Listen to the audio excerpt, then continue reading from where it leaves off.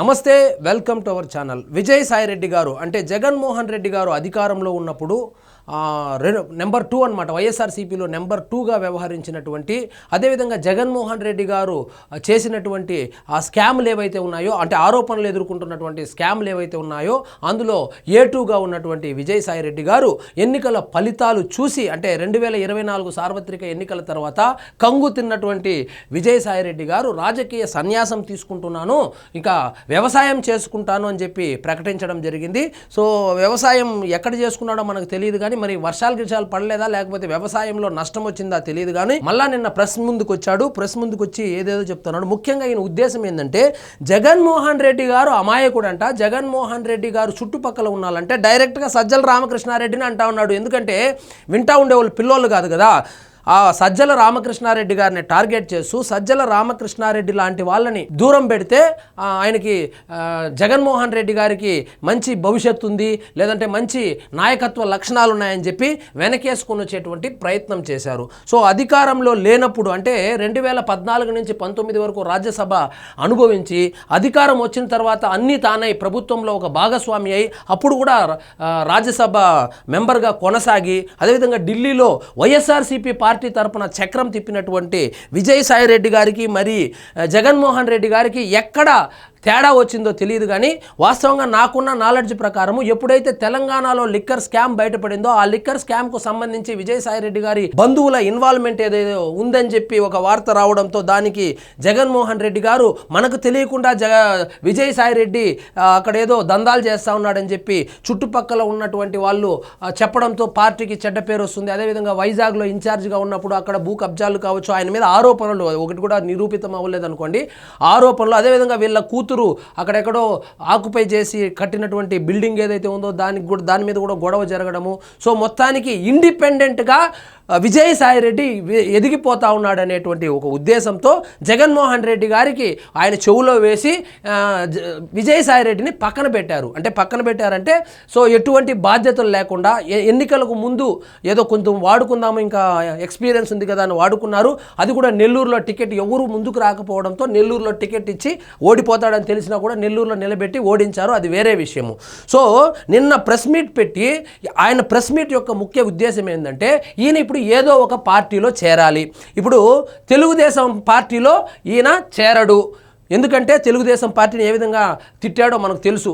చంద్రబాబు నాయుడు గారిని కానీ నారా లోకేష్ గారిని కానీ ఏ విధంగా నోటికి వచ్చినట్టు తిట్టాడో తెలుసు. కాబట్టి ఈయన ఎట్టి పరిస్థితుల్లో తెలుగుదేశం పార్టీలో అయితే చేరడు, జనసేన పార్టీలో చేర్చుకోరు.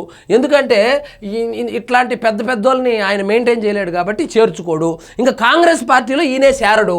ఇక మిగిలింది బీజేపీ పార్టీ. బీజేపీలోకి వెళ్ళడానికి మెల్లగా పావులు కదుపుతా ఉన్నట్లు తెలుస్తోంది. సో బీజేపీలో జాయిన్ అవ్వాలంటే ఇక్కడ ఎన్డీఏ కూటమి ఉంది కాబట్టి ఎక్కడ చంద్రబాబు నాయుడు గారు పవన్ కళ్యాణ్ గారు ఈయన్ని వ్యతిరేకిస్తారో అని ముందుగానే ఒక బిస్కెట్ వేయడానికి ప్రెస్ మీట్ పెట్టాడు. అసలు ఏం మాట్లాడుతున్నాడో చూడండి.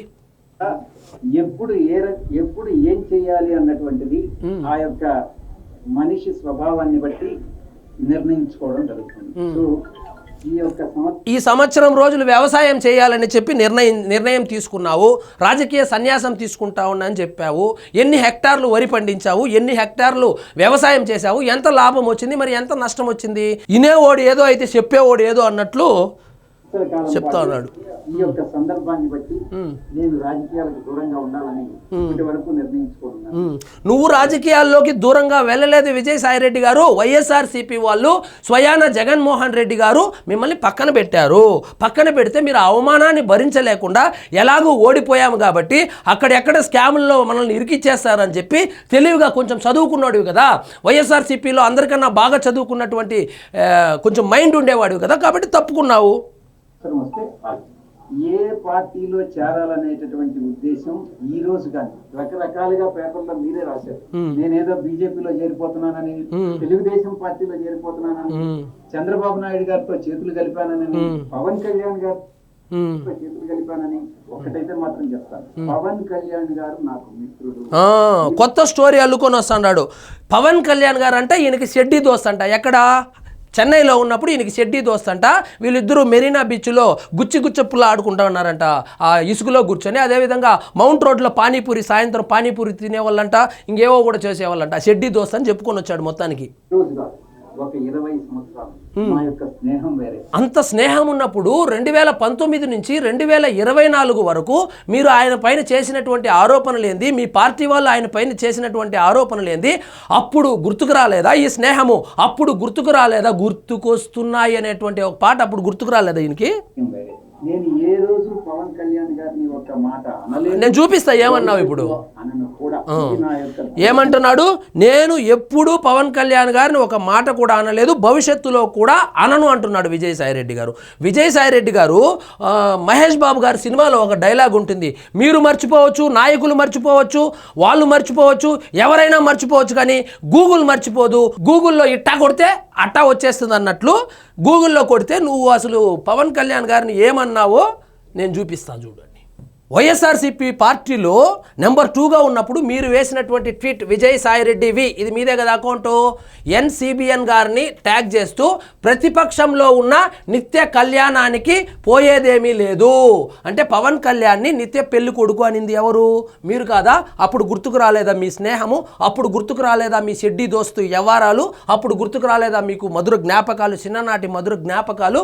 ప్యాకేజీ ముడితే ఎప్పటిలాగే జగన్ గారిపై విషం కక్కుతుంటాడు. ఇక్కడేమో యజమానినేమో జగన్ గారు, అదే షెడ్డీ దోస్తునేమో నిత్య కళ్యాణం అని చెప్పి చంద్రబాబు నాయుడు గారిని కూడా నోటికి వచ్చినట్లు తిట్టాడు. పావల రూపాయి లెక్కలు తప్ప రాష్ట్రం ఏమైనా పర్వాలేదు, ఆయనకు పచ్చ మీడియా చూపిస్తుంది కదా అని ఆయన యాక్షన్ ఇరగదీస్తున్నాడు. అంటే ఇక్కడ చూడండి, పావల రూపాయి, పావల అని పవన్ కళ్యాణ్ గారిని ఉద్దేశించి అన్నాడు.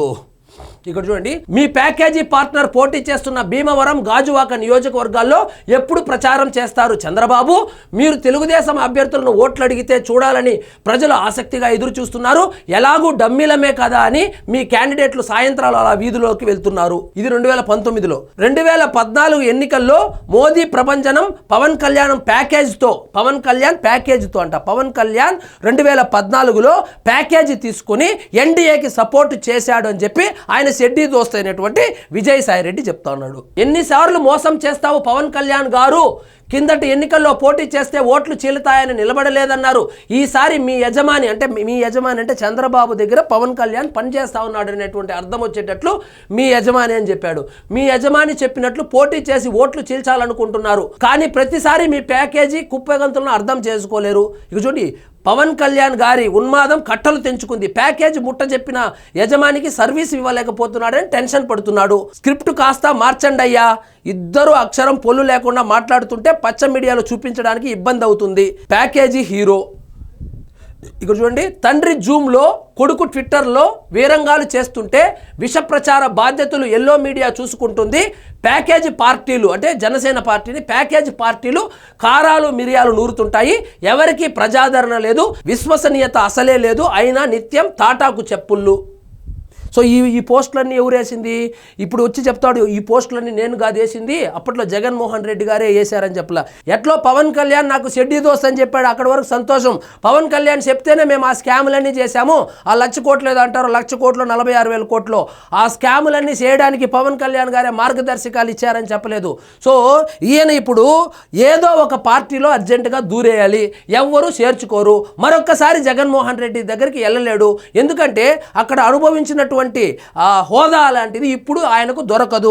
ఎందుకంటే జగన్మోహన్ రెడ్డి గారిని మోసం చేసి కొన్ని సెటిల్మెంట్లు కావచ్చు, కొన్ని వ్యాపారాలు కావచ్చు, ఆయనకు తెలియకుండా, మూడో కంటికి తెలియకుండా చేయడంతో, ముఖ్యంగా లిక్కర్ కుంభకోణాలకు సంబంధించి తెలంగాణలో కానీ ఢిల్లీలో జరిగినటువంటి లిక్కర్ కుంభకోణం ఏదైతే ఉందో దానికి సంబంధించి వీళ్ళ బంధువుల హస్తం ఉందని చెప్పి, అందులోనూ వీళ్ళ బంధువులకు సంబంధించి ఎవరో అక్కడ అప్రూవర్గా కూడా మారిపోవడంతో జగన్మోహన్ రెడ్డి గారి కోపానికి కారణమని కూడా వార్తలు వస్తుంది. సో మొత్తానికి ఇంత చేస్తున్నాడు కదా జగన్మోహన్ రెడ్డి గారు అమాయకుడు.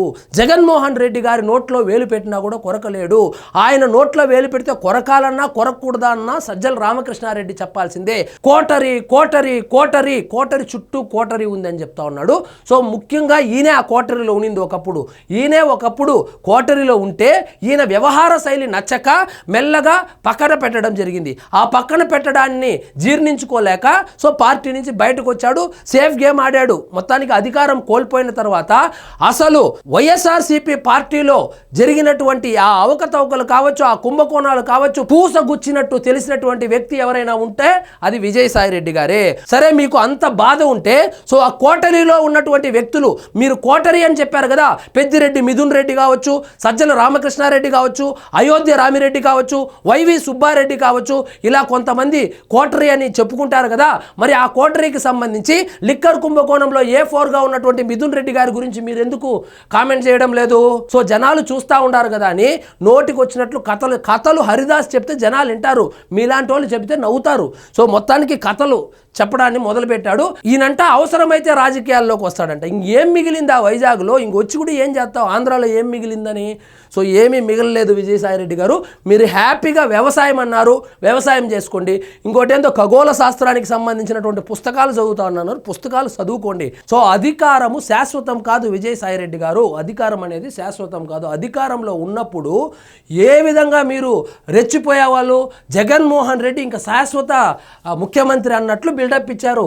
సో కాబట్టి జనాలు అన్నీ చూస్తూ ఉంటారు. విజయసాయిరెడ్డి గారు, మీకు పార్టీలోకి, బీజేపీ పార్టీలోకి వెళ్ళాలనుకుంటే వెళ్ళండి, లేదా వైఎస్ఆర్సీపీకి వెళ్ళాలనుకుంటే ధైర్యం చేసి వెళ్ళాలనుకుంటే వెళ్ళండి. వెళ్తే ఏమి జరుగుతుంది అని మీకన్నా బాగా తెలిసిన వాడు ఇంకెవరూ లేరు. ఎందుకంటే జగన్మోహన్ రెడ్డి గారితో దాదాపు 16 నెలల్లో జైల్లో ఉన్నటువంటి ఎక్స్పీరియన్స్ కావచ్చు.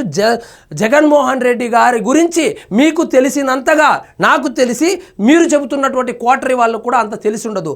మీరు ఎప్పటి నుంచో ఆయనతో ప్రయాణం చేస్తున్నారు కాబట్టి ఆయన ఏ క్షణాన ఏ విధంగా రియాక్ట్ అవుతాడని జగన్మోహన్ రెడ్డి గారి గురించి మీకు బాగా తెలుసు కాబట్టి ధైర్యం చేసి వెళ్ళేటట్టుంటే వెళ్ళండి. సో ఈయనేందో నాకేమీ తెలియనట్లు ఇదంటున్నాడు. జగన్మోహన్ రెడ్డి గారి బయోపిక్ తీయాలన్నా, ఆయన బయోగ్రఫీ రాయాలన్నా ముందు సంప్రదించాల్సింది ఈయన్నే.